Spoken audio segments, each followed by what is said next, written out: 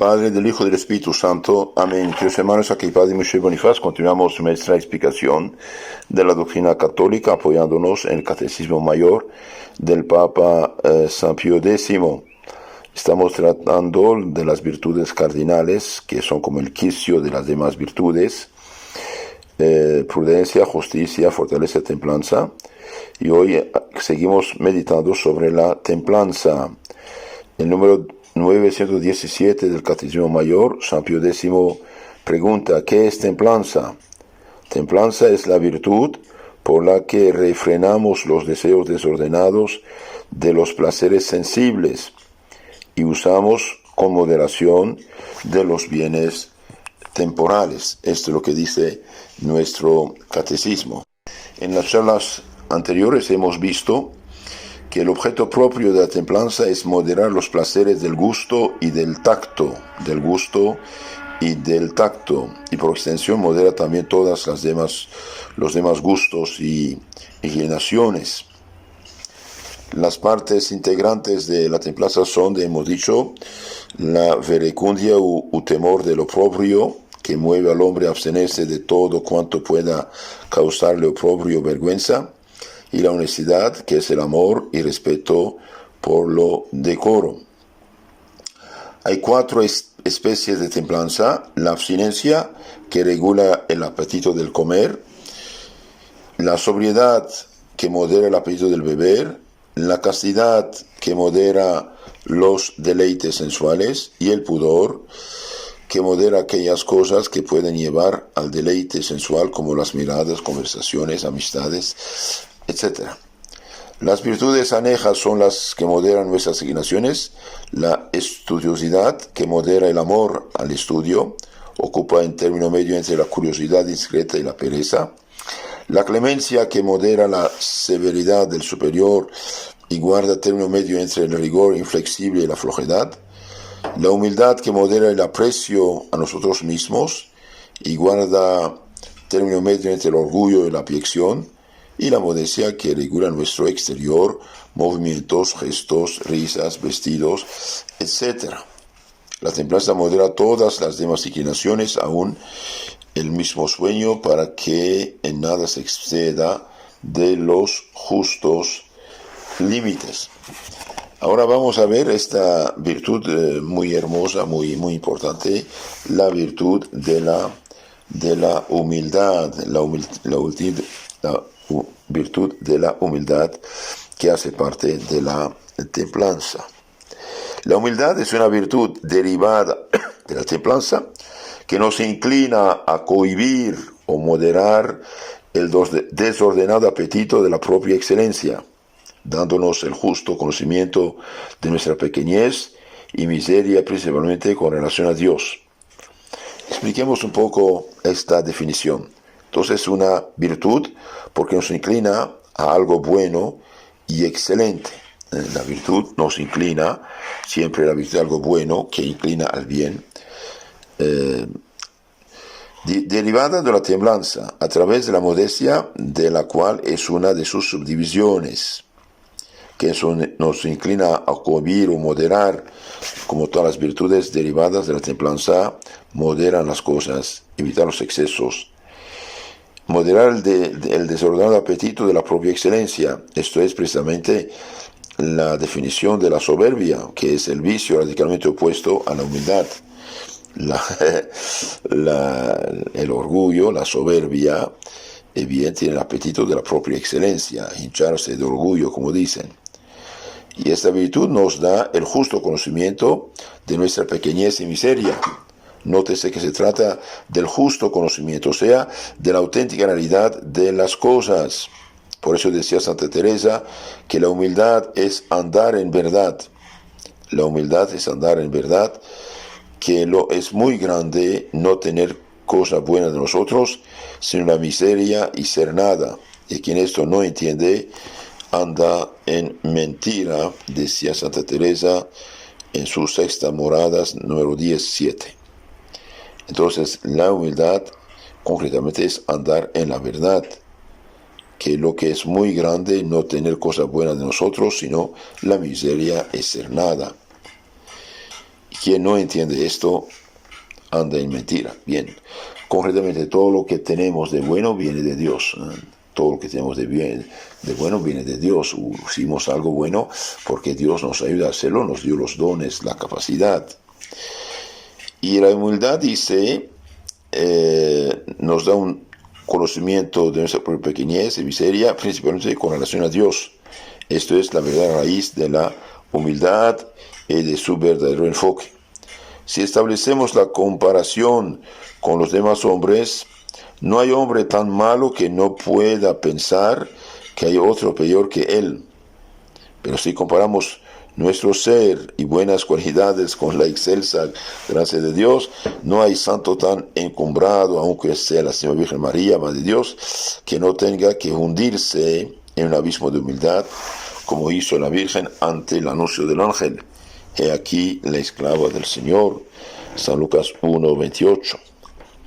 Y ante su prima Santa Isabel, porque ha puesto sus ojos en la pequeñez de su sierva. Ante Dios nadie es ni representa nada. Ante Dios nadie es ni representa nada. ¿Por qué? Porque Dios nos hace la limosna de la existencia en cada fracción de segundo. Por eso los verdaderos humildes pueden, sin faltar a la verdad, colocarse a los pies de todos. Porque como la humildad se refiere propiamente y en todo caso a la reverencia que el hombre debe a Dios, puede cualquier hombre someter lo malo que tiene de sí propio, pecados, miserias y perfecciones, a lo bueno que Dios ha querido poner en cualquier prójimo, todas sus buenas cualidades, y en ese sentido puede considerarse como más indigno que él. Uno considera sus propias miserias y después mira lo bueno que Dios puso en el prójimo. En último término, siempre podemos pensar que si el mayor pecador del mundo hubiese recibido el cúmulo de gracias y bendiciones que nosotros hemos recibido, hubiera correspondido a la gracia 1000 veces mejor que nosotros. Por eso San Francisco decía, uno de los San Franciscos decía, si yo veo a alguien que llevan con pena de muerte a ahorcarlo, yo no lo menosprecio. ¿Por qué? Porque yo sin la gracia de Dios hubiera hecho peor, igual y peor que él. De donde siempre y en todas partes tiene cualquier hombre sobrados motivos para humillarse ante cualquier otro, sin dejar de andar en verdad, que es lo propio característico de la humildad. Humildad viene de humus, en latín significa tierra, somos tierra. La humildad, por consiguiente, se funda en dos cosas principales, en la verdad y en la justicia. La verdad nos da el conocimiento cabal de nosotros mismos. Nada bueno tenemos sino lo que hemos recibido de Dios. ¿Qué cosa tienes que no lo hayas recibido? Y si la has recibido, porque te glorías como si no la hubieses recibido, dice San Pablo, 1 Corintios 4:7. Y la justicia nos exige darle a Dios todo el honor y la gloria que exclusivamente a Él pertenece, 1 Timoteo 1:17. La verdad nos autoriza para ver y admirar los bienes naturales que Dios haya querido depositar en nosotros. Pero la justicia nos obliga a glorificar no al bello paisaje que contemplamos en el lienzo, sino al artista divino que lo pintó. ¿Cuál es la excelencia de la humildad? La humildad no es la mayor de las virtudes. Sobre ella están las teologales, fe, esperanza, caridad, la prudencia y la justicia, principalmente la legal. Pero, en cierto sentido, la humildad es, juntamente con la fe, una de las dos virtudes fundamentales de todo el edificio sobrenatural. Entonces, con la fe, la humildad es una virtud fundamental del edificio sobrenatural. La fe es el fundamento positivo, algo así como el esqueleto de hierro que sostiene todo el edificio, que sin él se derrumbaría por completo. Y la humildad es el fundamento negativo, como los cimientos del edificio, que sin ellos se derrumbaría también necesariamente. Entonces necesitamos fe y necesitamos humildad. La humildad es como los cimientos del edificio, que sin ellos se derrumbaría el edificio completamente. La fe establece el primer contacto con Dios, fundamento positivo de todo lo demás, y la humildad actúa removiendo los obstáculos para recibir el influjo de la gracia que sería imposible sin ella, ya que la Sagrada Escritura nos dice expresamente que Dios resiste a los soberbios y da su gracia a los humildes. Dios resiste a los soberbios y da su gracia a los humildes. En ese sentido, por consiguiente, la fe y la humildad son las dos virtudes fundamentales que constituyen todo edificio sobrenatural. La fe como fundamento positivo y la humildad como fundamento negativo, dice Santo Tomás de Aquino en su Summa Teológica, segunda 161, 5. Entonces la humildad va con la fe. La fe es como el esqueleto de hierro, edificio, y la humildad son los cimientos. Ahora, como la gente ya no tiene fe, perdió la fe, hicieron todo para perder la fe, como decía el profesor católico español Alberto Bárcena, decía después 3-4 siglos de lluvias ácidas sobre los pueblos cristianos mediante la corrupción de la fe, de la moral, de las ideas, de todo, y bien llegamos al relativismo absoluto. Entonces, como no hay fe, no hay humildad tampoco. Entonces la gente se hincha de orgullo y reclama como derecho lo que no es derecho para nada. ¿Por qué? Porque es derecho, es lo que corresponde a la naturaleza. ¿Cuál es la importancia y necesidad de la humildad? Del hecho de que la humildad sea como el cimiento que sostiene todo lo hondo de la tierra, todo el edificio sobrenatural. Se desprende claramente que cuanto más alta sea el edificio de la vida espiritual que queremos levantar con la gracia de Dios, más hondos tienen que ser los fundamentos de humildad sobre los que debe levantarse. Y aquí algunos preciosos textos de Santa Teresa que expresan admirablemente la gran importancia y necesidad de la humildad. Y como todo este edificio va fundado en humildad, mientras más llegamos a Dios, más adelante ha de ir esta virtud. Y si no, va todo perdido, dice en su vida 12:4. Entonces, si no hay humildad, bien, no hay cimiento, no hay fundamento, todo perdido. Todo este oficio de la oración va fundado en humildad, y mientras más se abaja un alma en la oración, más la sube Dios. No me acuerdo haberme hecho merced muy señalada, de las que adelante diré, que no se ha estado deshecha de verme tan ruin. Y si esto no se determinan, no hayan miedo de que aprovechen mucho, porque todo este oficio, como lo he dicho, es su cimiento de humildad. Y si no hay esta muy de veras, aún por nuestro bien, no querrá el Señor subirle muy alto, porque no dé todo en el suelo. Entonces, queridos hermanos, sin humildad no hay santidad, ni salvación, de hecho. Ponerlos donde estamos. Lo nuestro son nuestras miserias, pecados, y todo lo demás, lo bueno que tenemos es don de Dios. Claro, Dios recompensa la buena obra que hacemos con su ayuda, porque es justo y bueno, pero en sí que tenemos, que sin mí nada podéis, dijo Cristo. Y hoy el mundo actual es muy orgulloso. Este orgullo va a terminar muy mal, ¿no? Quizás con una guerra atómica. San Pedro habla que el mundo será purificado por el fuego, ¿no? Que puede purificar sino una guerra atómica. La práctica de la humildad.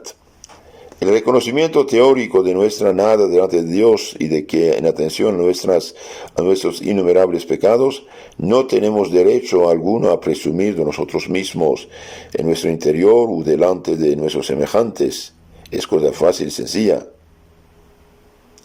Pero el reconocimiento práctico de esas verdades y las derivaciones lógicas que de ellas se desprenden en orden nuestra conducta con Dios ante nosotros mismos y ante nuestros prójimos es una de las cosas más arduas y difíciles que plantea la vida cristiana y en la que naufraga mayor número de almas.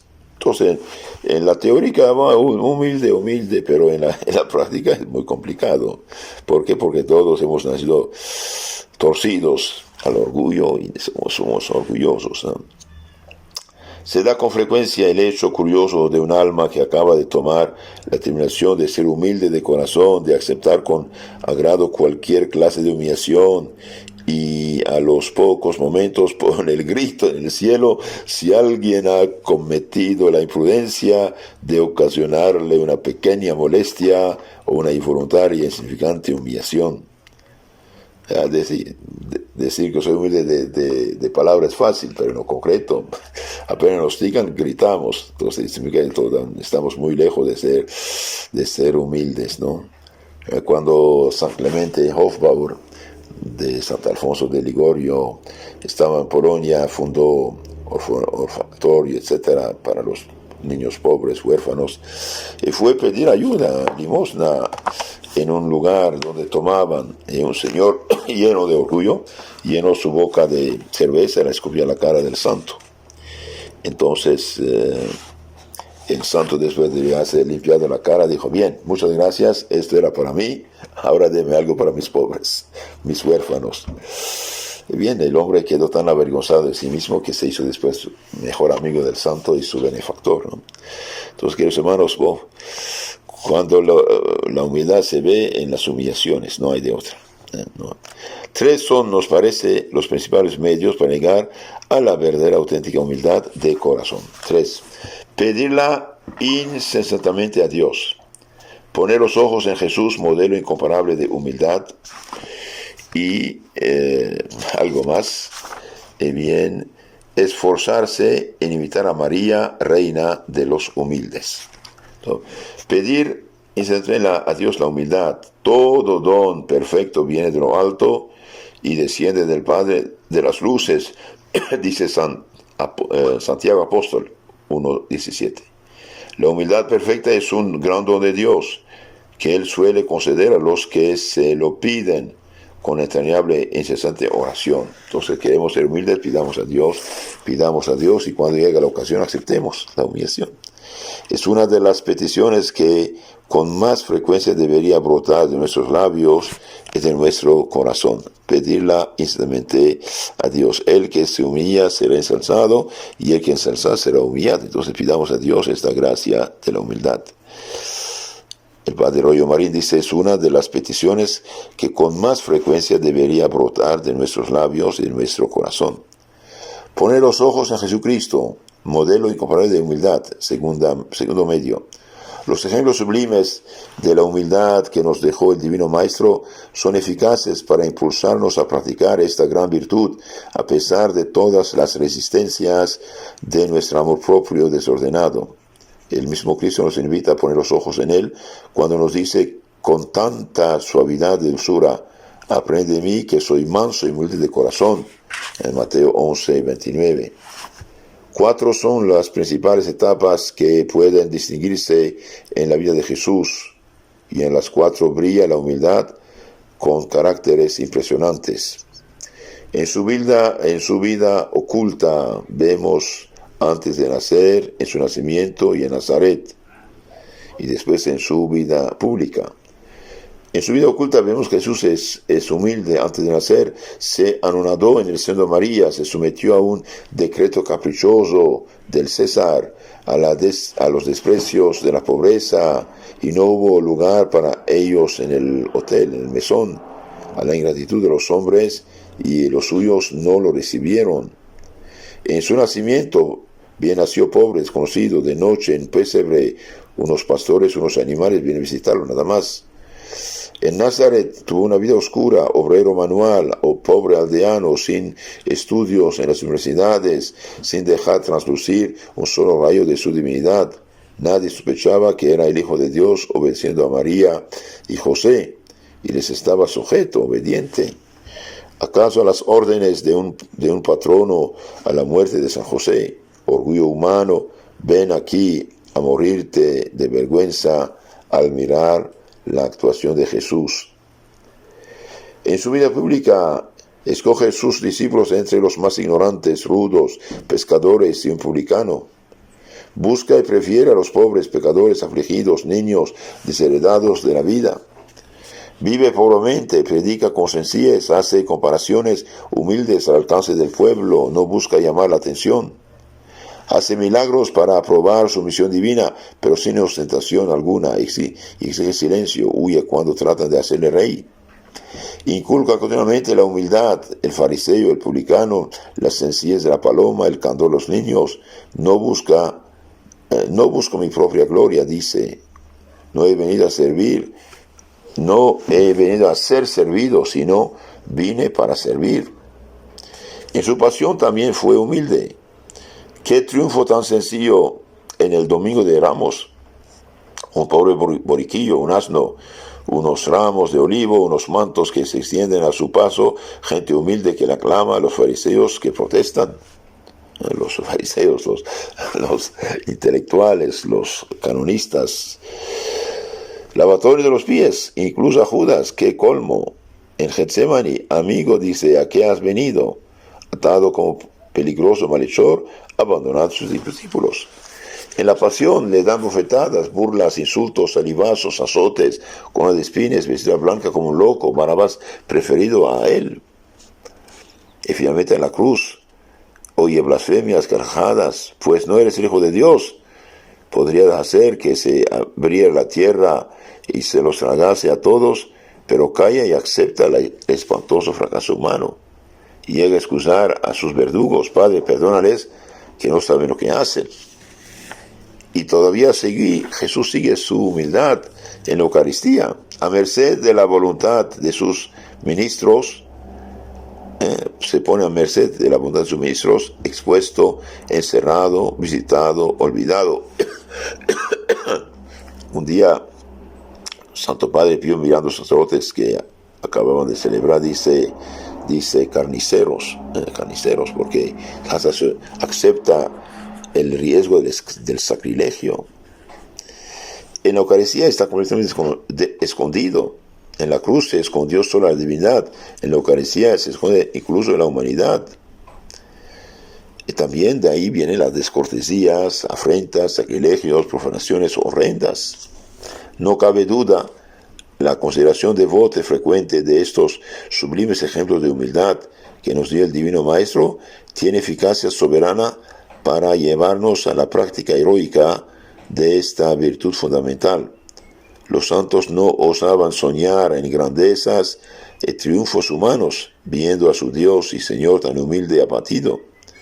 El alma que aspira de veras a santificarse tiene que hundirse definitivamente en su nada y empezar a practicar la verdadera humildad de corazón en pos del Divino Maestro. Que hermanos, cada vez que hubo humildes que llegaron a la jefatura suprema, hicieron maravilla. Por ejemplo, San Pío X, qué humilde, ¿cuál fue su plan, su programa? Bien restaurarlo todo en Cristo. Mi programa es el de Cristo, dice. Y otros que quisieron cambiar todo, renovar todo, nos han puesto en esta crisis tremenda, ¿no? Otro ejemplo para ser humildes, otro medio, además de pedir instantamente a Dios, poner los ojos en Jesucristo, nuestro Señor, en su humildad, esforzarnos en imitar a María, reina de los humildes. Después de Jesús, María es el modelo más sublime de humildad. Siempre vivió en la actitud de una pobre esclava del Señor. Y aquí la esclava del Señor, hágase en mí según tu palabra. Apenas habla, no llama la atención nada, se dedica a las tareas propias de una mujer en la pobre casa de Nazaret. Aparece en Calvario como madre del gran fracasado. Vive oscura y desconocida bajo el cuidado de San Juan, después de la ascensión del Señor. No hace ningún milagro, no se sabe exactamente dónde murió, quizás en Éfeso, Turquía actual, y subió al cielo directamente. Bajo su mirada maternal, el alma ha de practicar la humildad de corazón para con Dios, para con el prójimo, para consigo mismo.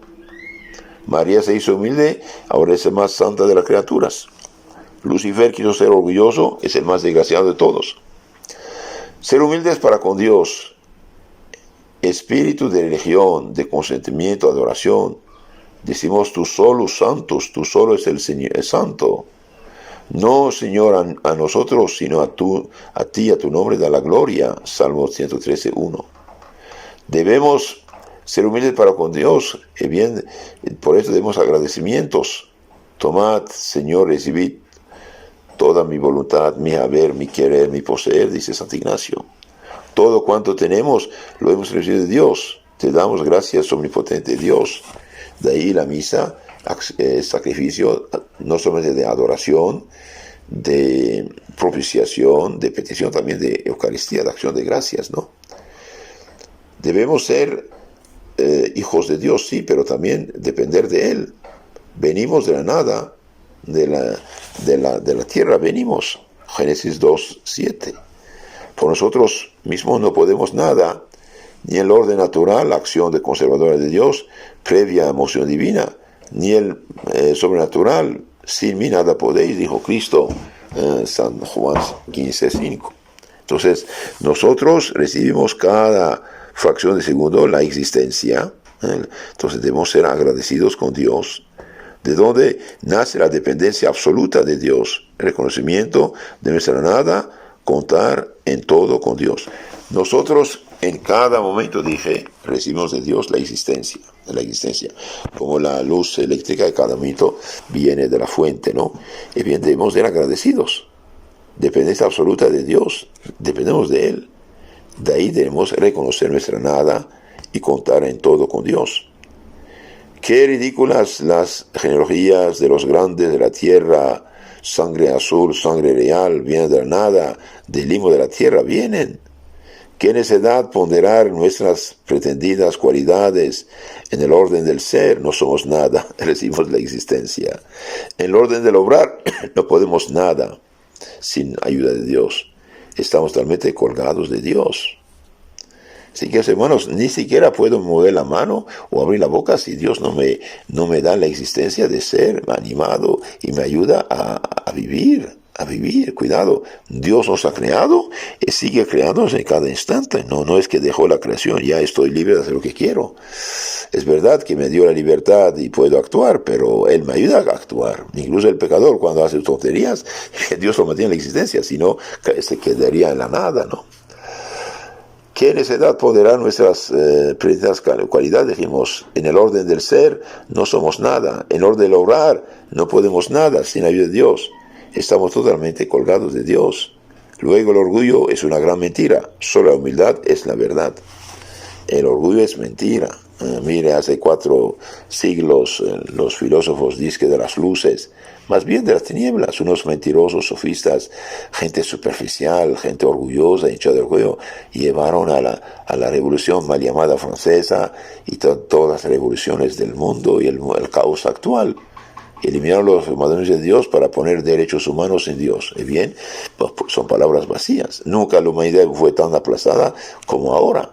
Por ejemplo, en el tiempo de la cristiandad, bien, los papas defendían los derechos de la gente. Hasta habían limitado el tiempo de la guerra, o exigían justicia. Y como la gente creía en Dios y tenía conciencia del juicio de Dios, reconocían sus faltas. Por eso los católicos reconocemos nuestras faltas presentes, pasadas, porque nos confesamos, porque somos humildes, queramos no. Los protestantes, los musulmanes, los masones no reconocen sus faltas. Los comunistas, que hicieron decenas de millones de muertos, nunca pidieron perdón a la humanidad, ¿eh? Los musulmanes que conquistaron tantos países, se lo obligaron a hacerse musulmanes con la espada, nunca pidieron perdón. Los masones que hicieron todas esas revoluciones sangrientas con tanta mentira, nunca pidieron perdón a nadie, ¿eh? ¿Por qué? Porque son orgullosos. No son humildes porque no tienen la confesión, no tienen la fe. Debemos ser humildes también para con el prójimo, admirar en él sin envidia ni celos los dones naturales y sobrenaturales que Dios le dio. Entonces debemos admirar en el prójimo sin envidia ni celos los dones naturales y sobrenaturales que Dios le ha dado. No fijarnos de intento en sus defectos, excusarles caritativamente, salvar al menos la buena intención. Una persona puede hacer una cosa, pero quizás su intención no fue mala. Entonces, no fijarnos de intento en sus defectos, excusarlos caritativamente. Considerarnos inferiores a todos, al menos por nuestra mala correspondencia a la gracia de Dios. Otro cualquiera hubiera sido más fiel con las gracias que hemos recibido nosotros. Entonces, con el prójimo debemos admirar en él sin envidia los dones naturales y sobrenaturales, no fijarnos en sus defectos y excusarlos por caridad, y considerarnos inferiores a él. ¿Por qué? Porque si Dios le había dado al prójimo todo lo que dio a nosotros, hubiera hecho mejor. Y para con nosotros mismos también tenemos que ser humildes, amar la propia abyección. No lo olvidemos, si hemos cometido un solo pecado mortal, somos rescatados del infierno, expresidarios de Satanás. Jamás nos humillaremos bastante. Entonces, no olvidemos, si hemos hecho un solo pecado mortal, somos rescatados del infierno, presidiarios de Satanás. Jamás nos humillaremos bastante. Aceptar también la ingratitud, el olvido, el menosprecio por parte de los demás. No hablar jamás ni mal ni bien de nosotros mismos. Si hablamos mal, cabe el peligro de la hipocresía. Solo los santos lo sabían hacer bien. Si hablamos bien, cabe el de la vanidad. Quedamos mal ante quien nos oye. Lo mejor es callar, como si no existiéramos en el mundo. Estos son los consejos que da el padre Antonio Royo Marín en su libro llamado Ser o no ser santos. Que, hermanos, esta virtud es fundamental. Es como el cimiento del edificio, mientras que la fe es la armadura de fierro. Ahora, cuando no hay fe, no hay tampoco humildad. Mire cómo los hombres hoy, pobrecitos, cómo actúan. Deciden hasta de violar la ley natural. El hecho, por ejemplo, de votar 50 más 1, se vota, pueden matar los hijos, los niños del seno materno. Es un orgullo monstruoso. Por eso un católico nunca da su voto a hombres y partidos que son pro aborto, pro homosexualismo, pro Sodoma y Gomorra. ¿Por qué? Porque participaría de sus pecados. Los católicos que votan por una persona que promueve y quiere legislar sobre el aborto o sobre el homosexualismo, y bien participan de sus pecados. Son culpables de sus pecados. ¿Por qué? Y porque sin su voto esta gente no hubiera ganado y no hubiera pasado esta ley maldita de que mata inocentes y hace supuestamente casar hombre con hombre, impulsando al pecado. Que una persona peque es una desgracia, pero darle el reconocimiento público en una sociedad, y bien la sociedad carga con esos pecados, y son pecados que gritan al cielo. Entonces hemos dicho que la humildad es la virtud derivada de la templanza, que nos inclina a cohibir o moderar el desordenado apetito de la propia excelencia, dándonos el justo conocimiento de nuestra pequeñez y miseria, principalmente con la relación con Dios. ¿Y por qué? Porque venimos de Dios y a Dios vamos. Entonces es fundamental, y bien no puede salvarse el que es orgulloso, porque Dios resiste a los orgullosos y da su gracia a los humildes. En teoría podemos hablar que somos humildes, pero en la práctica apenas nos tocan, y bien gritamos, y bien ahí mostramos que somos orgullosos. Para tener la humildad tenemos que pedirla de una manera constante a Dios con la oración, poner los ojos en Jesucristo, modelo incomparable de virtud, en su vida oculta, en su vida pública, en su pasión, en la Eucaristía, y también esforzarnos de imitar a María, reina de los humildes, reina de los humildes. Y como finalmente debemos practicar la humildad con Dios en espíritu de religión, de sometimiento y adoración, de agradecimiento y de dependencia. De Dios recibimos el ser, la existencia. Entonces realmente es ridículo echarnos de orgullo. Con el prójimo tenemos que ser humildes también, admirar en él sin envidia ni celos los dones naturales y sobrenaturales que Dios le dio, no fijarnos de intento en sus defectos, sino excusarlos con caridad y considerarnos inferiores a los demás, porque si Dios les hubiera dado las gracias que nos dio, hubiera sido mejor que nosotros.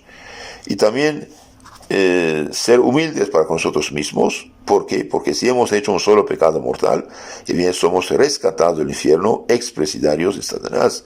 Esto debe humillarnos siempre.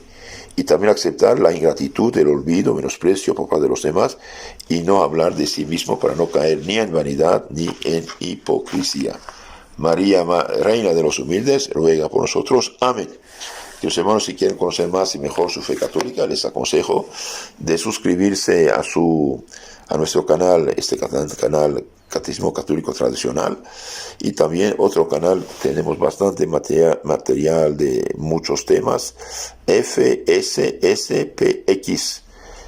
Costa Rica, y tenemos bastante material. Que Dios los bendiga, la Virgen humilde nos cubre de su manto y nos tenga esta gracia de la humildad. Amén.